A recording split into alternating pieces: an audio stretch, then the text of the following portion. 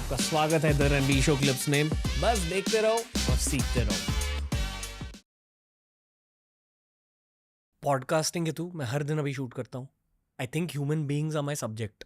मतलब हर दिन किसी नए इंसान से मिलता हूँ। कल रियान पराग आए थे, उनसे 2 घंटे बात करी।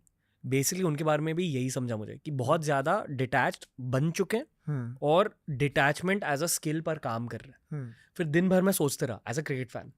फिर ये लगा कि यार this is one of the most important life skills for any high performance professional, क्योंकि हर प्रोफेशन में विंस और लॉसेस होंगे, पर झट से डिटैचमेंट सीखनी है। पर डिटैचमेंट सीखना बहुत मुश्किल होता है। बिल्कुल। आई फील कि लोग 40s में 50s में भी नहीं सीख पाते।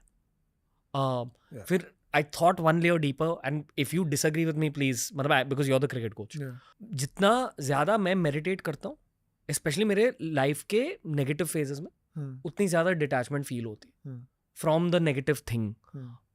मैं खुद के इमोशंस पर काबू पा लेता हूँ थ्रू द मेडिटेशन। मेरी एक थियरी ये रही है कि आई जेन्युइनली फील, क्योंकि क्रिकेट इतनी ज़्यादा मेंटालिटी और साइकोलॉजी ओरिएंटेड स्पोर्ट है, आई फील कि the guys should be meditating a lot more than the average human. पर ऑब्वियसली मेडिटेट करना मुश्किल होता है एक जगह पे, वो भी एक एथलीट को बैठना with this that much physical energy बहुत मुश्किल होता है। पर मेरा एक ये तुक्का थियरी है। आई फील कि जैसे जब कोहली ने वो क्लीन एंड जर्क का एक कल्चर लाया था through his videos, I feel कि the next revolution will be meditation oriented.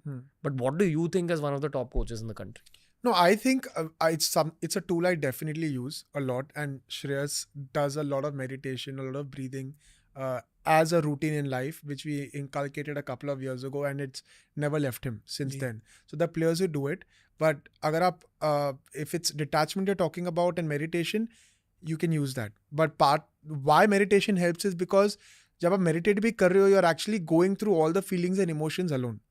So what happens is, you can detach because you've already gone through it. You know, you've reasoned with it, you've felt your sadness, felt your pain, and then you come into the present. That's where meditation sort of helps you.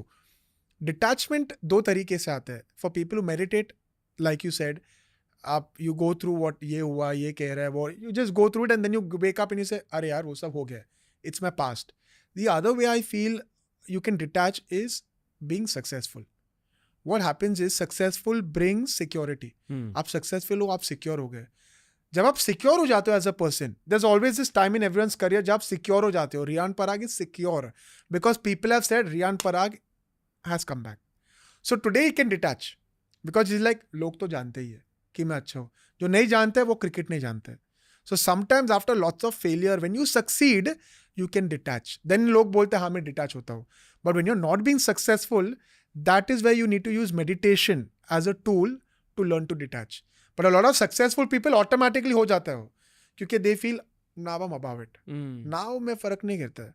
अभी रोहित शर्मा को फर्क नहीं गिरता है लोग क्या कहते हैं. तब गिरता था जब मैगी मैन बुलाते थे ये वो 2 मिनट ये वो, क्योंकि he was still trying to prove. Now he is the shit. तो अभी आप बोलो नहीं बोलो, he is detached from what you have to say and think. So I feel at that level you need to sort of succeed after a lot of failure to detach, or meditation is a great tool for it. Meditation, breathing, learning how to breathe. Like in cricket we say, I talk a lot about breathing, and I talk about tough situations even in the center is learning and teaching yourself how to breathe and understanding what style of breathing helps you, because it's different for different people again. So in the same breath, for different people, for beginners, I would say meditation. Once you've achieved a certain thing, then your success will automatically help you detach.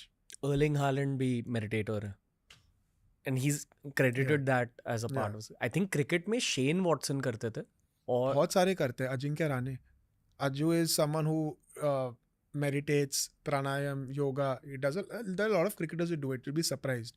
And there are a lot of people, I remember getting Rinku and all to do it, and well, he's also gone through that grind where he's done it. So a lot of my athletes definitely do it.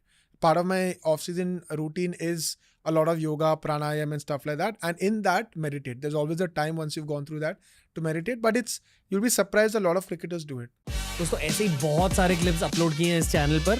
Channel को explore करो, देखते जाओ और सीखते जाओ.